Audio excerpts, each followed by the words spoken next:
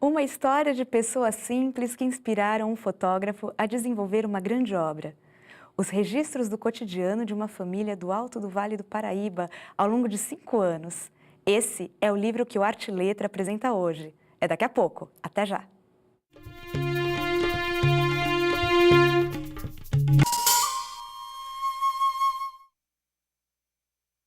O Arte e Letra hoje conversa com Pedro Ribeiro, autor do livro Vida Caipira. Bom, Pedro, muito obrigada pela sua presença hoje aqui no Arte e Letra. Obrigado pelo convite, né? E pelo interesse pela minha obra. Bom, o seu livro Vida Caipira, ele é fruto de uma pesquisa, né? Eu gostaria que você contasse para a gente como é que você escolheu o tema dessa pesquisa que resultou nesse livro. Eu, como fotógrafo e como interesse acadêmico também, tinha uma vontade de sair um pouco da mesmice da vida de um fotógrafo que estava trabalhando, ora com a imprensa, ora com reprodução de obras de arte. E eu sempre tive muito interesse em famílias que viviam fora do meio urbano, o cotidiano que a gente vive numa grande cidade, ou mesmo nas cidades menores, né? Eu queria alguém que estivesse vivendo em uma outra temporalidade. Aí, então, meu amigo Zé Carlos Sebe, que acabou sendo o meu orientador no meu doutorado, me sugeriu pegar o mundo caipira. E uma coisa que eu fiquei... Era uma coisa que eu queria já. E, depois de muita discussão e muita análise, acabamos fazendo uma opção por Cunha, pela zona rural de Cunha, e procurando uma família caipira. Bom, então, a princípio, o seu livro é uma pesquisa de doutorado, ou seja, um doutorado é algo do âmbito bastante acadêmico, né, para ter um título de doutor. E o que a gente tem hoje é um livro muito mais acessível, né, para um público que não precisa necessariamente ser um acadêmico para entender. Como é que surgiu a ideia de você transformar essa pesquisa acadêmica, de doutorado, num livro de mais fácil acesso? São dois produtos de uma coisa só, né? Uhum. Então, da pesquisa acadêmica, do doutorado, eu acabei fazendo... era importante que a gente levasse a um grande público, né? A um público maior. E aí eu fiz não chega a ser um resumo. Eu dei uma simplificada, tirei o jargão acadêmico, aquela quantidade enorme de citações, de referências bibliográficas, e como também fiz uma filtragem mais estética e menos descritiva do material fotográfico. E acabou saindo uma obra mais concisa, reescrevi praticamente tudo, né? Então, já pensando num público maior, que todo mundo pudesse ler, entender e se interessar. O título do seu livro é Vida Caipira, né?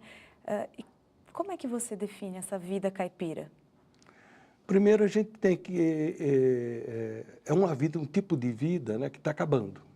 Nós estamos passando por grande processo de transformação, de mudança, estamos entrando numa era pós-moderna e tem gente ainda perto da gente que vive em condições semelhantes ao que viviam nossos antepassados no século XVIII, talvez antes, né? E eu me interessei justamente por isso. E consegui encontrar em Cunha uma família que me recebeu e que se abriu para essa pesquisa e que, enfim, me adotou. E foi a condição fundamental para se fazer esse livro. Você, no seu livro, fala um pouco sobre o sentido pejorativo que caipira tem, né? E a gente mesmo utiliza o caipira como uma espécie até de ofensa. Ele é um caipira, né? Mas num sentido ofensivo, muitas vezes. O seu livro propõe um outro tipo de leitura do caipira. Por que isso? Por que esse interesse? Acho que tem um pouco, assim, sobretudo no cidadão comum, inclusive da região do Vale do Paraíba, né? O campo do Vale do Paraíba é uma região, do ponto de vista do capitalista, é uma região decadente. É uma região que não se presta para o agronegócio, por exemplo, ao contrário do campo do Brasil Central, né? E depois tem um pouco de culpa do Monteiro Lobato, né? Monteiro Lobato se forma em São Paulo, em São Francisco, vai ser promotor em Areias, com 23 anos, algo mais ou menos assim, E aí ele escreve aquelas cidades mortas, urupês, onde ele acredita ao caipira a responsabilidade pelo atraso do Brasil, o que são deslizes de um jovem, né, de um jovem intelectual. Eu acredito que mais para o final da vida ele deve ter revisto essa posição. Mas ele representa uma visão do homem urbano, inclusive dos vale-paraibanos, que querem, de certa forma, esquecer que aquela região já foi decadente quando acabou o café, né? O café mostrou assim as bases para a industrialização do vale, mas foi uma era que acabou. Então, as pessoas é uma espécie de negação do passado. E isso acontece no Brasil inteiro, né? As pessoas, quando falam de roça, ficam um pouco incomodadas quando alguém é da roça. Mas a gente tem que pensar, e aí vem outro lado, que se não fossem essas pessoas, o Brasil não teria a extensão que ele tem. Para o Brasil se manter durante séculos com essa extensão territorial, não bastava passar um bandeirante com a sua bandeira e largar tudo para trás. Teve gente que ocupar essa terra. E uma terra brava, um sertão bravio, violento, e tinha que ter gente rústica, né? Tem que ter gente de casca grossa, sim, porque senão não aguentava. Se fosse gente como nós, o Brasil seria uma faixa na beira do oceano, né? E falando um pouco mais sobre essa região, né, que é a região do Vale do Paraíba. Você acabou de falar, foi uma região produtora de café, de cana-de-açúcar. Eu gostaria que você falasse um pouco mais dela, na verdade, do porquê você concentrou sua pesquisa nessa região, sendo que há outras regiões em que também há essa vida rústica no interior paulista. Tem muitas regiões que ainda perduram esse tipo de vida. Mas a opção de Cunha foi, primeiro, porque no Vale do Paraíba, se a gente pega, por exemplo, as cidades que são mais próximas do Rio Paraíba, ainda no Alto Vale, mais próximas do Rio, como Paraibuna, São Luís do Paraitinga, são cidades que passaram pelo café, ou seja, passaram por uma agricultura de exportação, né? Tanto a cana quanto o café foi o começo da globalização, da inserção do Brasil numa globalização ainda no século XVII e XVIII. E esses caipiras que estão naqueles grotões de Cunha e também de outras regiões, né, são pessoas que vivem ainda como se vivia no século, nos primeiros tempos da ocupação do Brasil. Gente que vive da produção do seu próprio sítio, que come praticamente tudo o que se usa é feito dali, ou do seu sítio, ou da cooperação com o compadre, com o vizinho, com os amigos, com parentes, né? Tem um tipo de relação que é completamente diferente da vida urbana. E isso eu encontrei lá. Isso eu acho que é algo que precisava ser retratado, precisava ser... Eu tinha que fazer esse trabalho, né? E aí me apaixonei, fui fazendo realmente, fui chamado, né? Virei um cunhense, virei gente do bairro do Engenho, né? Todo mundo me conhecia e eu passei aí cada vez mais, e isso foi que me possibilitou chegar a concluir esse livro. Você fala de uma vida em que não há produção de excedentes, né?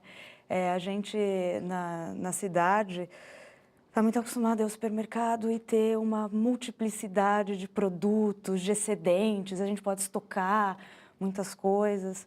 E te ouvindo falar, essa produção subsistencial, essa cooperação, isso eu acho que é muito distante para o nosso tipo de vida extremamente capitalista e consumista. Você fala de extremamente capitalista, né? Esse pessoal, eles precisam fazer algum bico fora de temporada, quando não é o plantio do milho, do feijão, para receber alguma moeda, porque quase não existe moeda. É tudo na base do escambo, da cooperação, do empréstimo, né? E eu planto junto com você no meu terreno e depois a gente partilha a produção, né? E acaba distribuindo. Tem uma coisa engraçada na cultura, hoje, na cultura caipira, que é a introdução do gado de leite, que é uma coisa que aconteceu depois que o café decaiu na região, a terra ficou barata e muita gente, em toda a região de decadência do café, teve muito mineiro que veio do sul de Minas para o Vale do Paraíba para lidar com gado, fazer do vale uma bacia leiteira. E isso não era da cultura caipira. Cultura caipira, vaca era boi para puxar carro, né? Tinha que ter vaca, mas não para produzir leite. Sim, fazia leite, mas para o queijo, para consumo próprio, né? E não tinham fazendas, é sempre pequeno sítio, policultor, né? Mandioca, feijão, milho, essas coisas assim que ele, como eles falam, é coisa para o gasto, né? Agora, mudando um pouco de assunto, no Vale do Paraíba, e você retrata isso, há vários núcleos que preservam tradições populares, né? E assim, no Vale do Paraíba a gente pode citar São Luís do Paraitinga, Natividade da Serra, Bananal. Esses núcleos que ainda existem no Vale do Paraíba de que maneira eles são vitais para a gente ainda perceber, a gente ter acesso a essas manifestações tradicionais da cultura caipira? Eles são importantíssimos na manutenção dessas tradições, né? São Luís do Paraitinga é um centro de produção e de festas, e do Divino, e de São Benedito, e de Moçambiques, né? E em Cunha também tem um pouco disso. Eu fotografei no livro tem algumas fotografias, mas eu fotografei várias companhias de Moçambique, e é interessante, eu fiz questão de mostrar no livro que tem criança entrando nisso, né? Esse é um detalhe fundamental para que eles peguem gosto, né, nesse brinquedo, nessa dança, e que venham a preservar, para não morrer, né? Isso eu acho fundamental. E também as outras festas religiosas, né, que tem o cunho religioso mais propriamente dito, né? Uma coisa, você vai para a festa de São José porque você gosta de dançar Moçambique. Outra é porque você vai para a igreja rezar, né? Então, tem essas duas coisas, mas também é importante porque um dos traços da cultura caipira é essa organização do calendário anual em função das festas religiosas.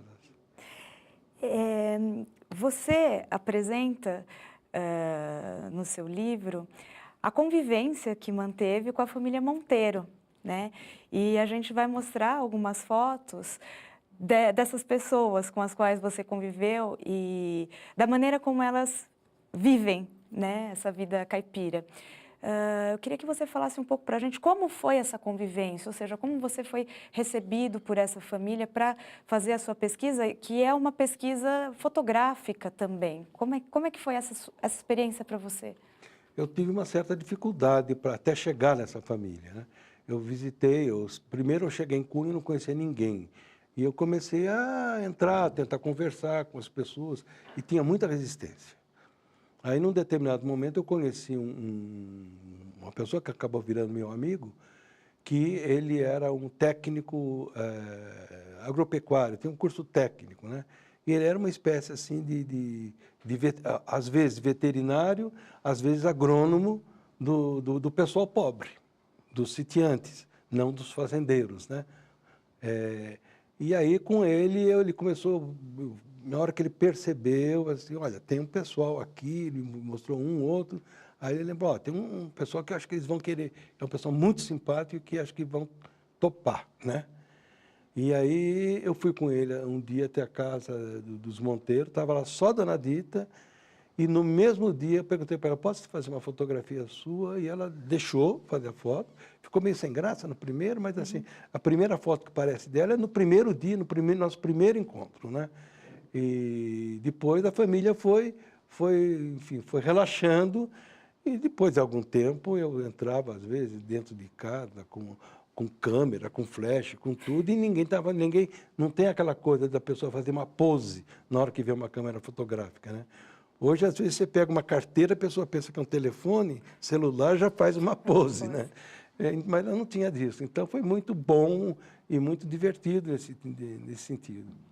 Uma outra coisa é que eu começava a perguntar sobre algumas coisas da casa, aí eu queria fotografar sei lá, uma bruaca. E aí, mas isso é muito feio, tá? É muito velha, não sei o quê. E aí começa a conversar, né? Aí o Maurílio conta que o pai dele pegava aquela bruaca, descia com milho ou com feijão para Paraty e voltava com a bruaca carregada de sal no lombo da mula. Ele vai, arreia a mula, coloca a cangalha, as duas bruacas, e para eu fotografar, só para eu fotografar. É uma foto, vamos dizer assim, produzida no livro, a única foto produzida. Mas ele quis mostrar como o pai fazia uma coisa que já não se faz mais, né? O objeto tem uma história. Né? Pedro, eu vou ter que agora fazer uma pausa para o intervalo. Ok. Tá? E daqui a pouco, então, eu volto com Pedro Ribeiro e o livro Vida Caipira. Não saia daí. O Arte e Letra volta já.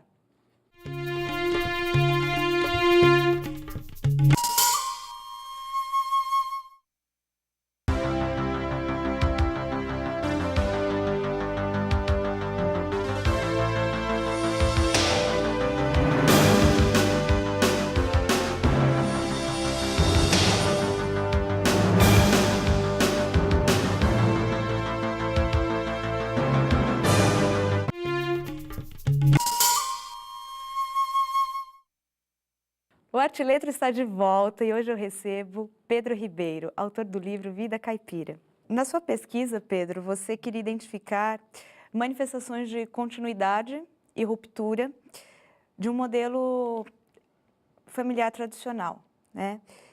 Bom, e para isso se apresenta a figura da mãe caipira, né? Qual é a diferença da mãe caipira para uma mãe urbana? Nossa, que pergunta. Tem muita coisa diferente e depois tem o lado que mãe é mãe, né? Então, acho que o importante da mãe caipira é que ela domina totalmente aquele ambiente doméstico, enquanto que a mãe urbana tem que se virar com... Ela entra, ela está na cidade, ela não está só naquele ambiente doméstico, né? Depois, sobre a questão familiar, a mãe caipira ela tem que estar treinada para perder alguns filhos, né? Uma das coisas que o projeto original era no projeto da mãe caipira de que um filho pudesse ir para a cidade atraído pelas comodidades da vida urbana, pelos encantos, vamos chamar assim, da vida moderna, né? Mas a gente vê que não é isso que ocorre. Eles vão para a cidade por necessidade. O sítio, ele é pequeno, os sítios em geral, a estrutura caipira do sítio dá para alimentar um casal, né? Um casal e seus filhos. Então, quando tem, como no caso deles, assim, tem 2 filhos, né? O Zé Maurílio e a Maíra. Então, mais ou menos assim, o Zé Maurílio vai casar com a filha do vizinho, do compadre, e a Maíra idem, já que não casa entre parentes, mas vão casar com a filha de um amigo, com a filha do vizinho. E aí vão perpetuar essa sequência. O Roque Clayton, que é o filho mais novo, teve que sair. Talvez ele até quisesse, ou talvez ele já fosse meio que se direcionando, que, olha, não vai ter lugar para mim aqui. Aí ele saiu, foi para Aparecida, depois já foi para o norte do Paraná e está rodando o mundo, né? Porque o sítio não dá para alimentar uma família numerosa. O caipira paulista, né? E quando eu falo paulista, não é do estado de São Paulo. Isso pode ter esse modelo de família paulista no interior da Bahia, no interior de Goiás. Mas é bem diferente daquela família patriarcal, aquele monte de filho que o Gilberto Freire trata no Casagrande Senzala, né? Essa família, a família Monteiro, ela tem tradições bastante arraigadas, tradições familiares antigas e muito arraigadas. E parece que essas tradições são extremamente fortes, segundo a maneira como você descreve, né, e como você fotografa. Suas fotos muitas vezes dizem demais, né, sobre essas tradições. Você acredita que essas tradições, elas vão permanecer por muito mais tempo pela sua convivência, pela sua experiência, pela sua pesquisa de campo ali, ou elas tendem a se dissolver? Porque as tradições nos grandes centros parece que perdem um valor muito rápido. Alguma coisa eu acho que fica e até reforça, né? A gente estava falando agora há pouco das festas, o Moçambique, esse lado que é uma parte de... se mistura até um pouco com lazer, né? Agora, tem outras coisas que a vida moderna invadiu o campo, né? Uma, por exemplo, é a energia elétrica, que a gente pensa assim, nós, da cidade, pensamos assim, puxa, os caras dormiam quando escurecia e tinha aquela lamparina que andava pela casa, um lampiãozinho, e agora tem luz elétrica. Esse não é o grande impacto. O grande impacto é a geladeira. Então, a comida que se fazia, se cozinhava o que ia comer naquele dia, pronto, não se guardava nada. Quando matava um bicho, um porco, por exemplo, que também não se mata todo dia, demora para engordar, ele não tem, enfim, mata, guardava tudo na banha, no barril, né? Enfim, era um outro modelo, tinha que colocar o couro, o toicinho pendurado em cima do fogão a lenha. Isso acabou, né? Isso começa, não sei até que ponto isso vai, isso dá uma mudança. Então começa a geladeira, a vida da Dita agora com a geladeira, o almoço ela não faz mais, ela faz algumas vezes por semana, ela vai lá, esquenta e acabou. E entrou um fogão a gás também, né? Ela já tinha, no final do meu trabalho, já tinha um fogão a gás que ela usava para fazer bolo só. Que tinha um forno a gás, ou para fazer um café rápido, porque o fogão a lenha demora para esquentar e tal. Para esquentar, não, para pegar fogo, né? Mas o almoço era feito no fogão a lenha, né? E depois tinha que arear toda aquela panela, tirar o preto da fumaça, a fuligem da lenha, né? E o processo, o Maurílio buscar lenha lá no mato, que eu fui com ele também. O jacá que ele fazia, ele leva para trazer a lenha, coloca na mula e a gente vai buscar a lenha. É uma relação com o ambiente diferente, né? Só pegava a lenha que estava caída no chão, né? E ele tinha essa preocupação, quer dizer, quem foi falar de meio ambiente para ele? Não, é uma coisa que vem, né? Que vem preservar esse ambiente natural, né? Essa mata que existe lá do lado, né? E que a cultura do campo, dos mineiros, transformou muita mata em pasto, quando não em carvão, né? Cunha foi um polo de carvão também muito grande. Hoje não tem mais, mas ainda tem muitos fornos abandonados de região de carvão que produziam para as fazendas no período do café, principalmente. Eu queria falar agora um pouquinho sobre as festas religiosas, né?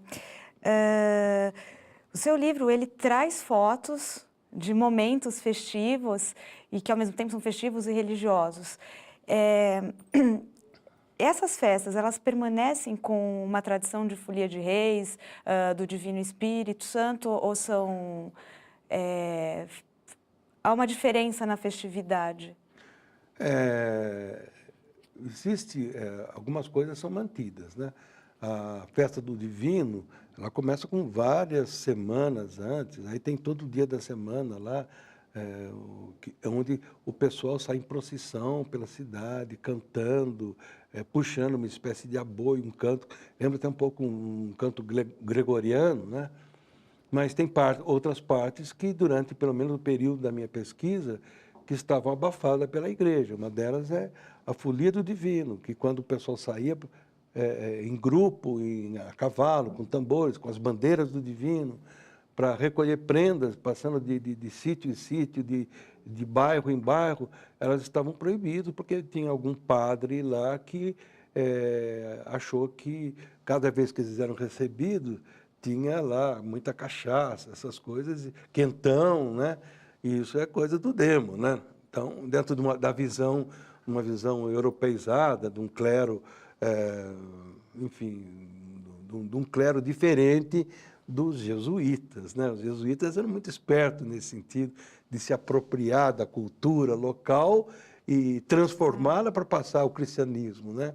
E esse clero mais contemporâneo, que vem algumas variantes do cristianismo, particularmente do catolicismo, eles não têm essa percepção, né? E do seu livro, há alguma foto que seja preferida? Que você tem um carinho especial? A da capa. A da capa, para mim, primeiro, assim, a gente começou o livro pensando na mãe, né? Depois eu vi que o problema do filho que sai era uma coisa do cotidiano de todas as mães do campo. E o problema maior deles é na manutenção da terra.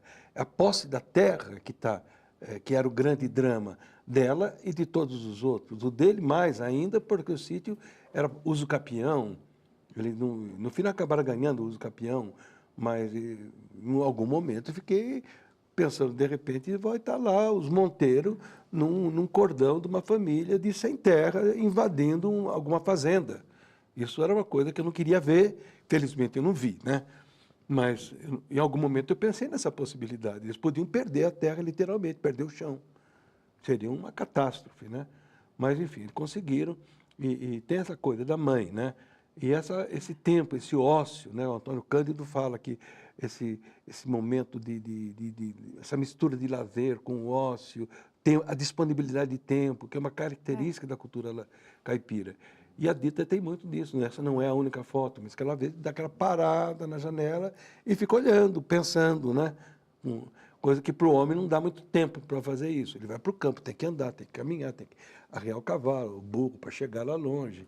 Depois, junto o pessoal, tem sempre muito papo, muita conversa. É um ambiente fora de casa, mas é mais dinâmico. A mulher fica sozinha, ela, o fogão, ela e a filha, às vezes, né? Conversa um pouco.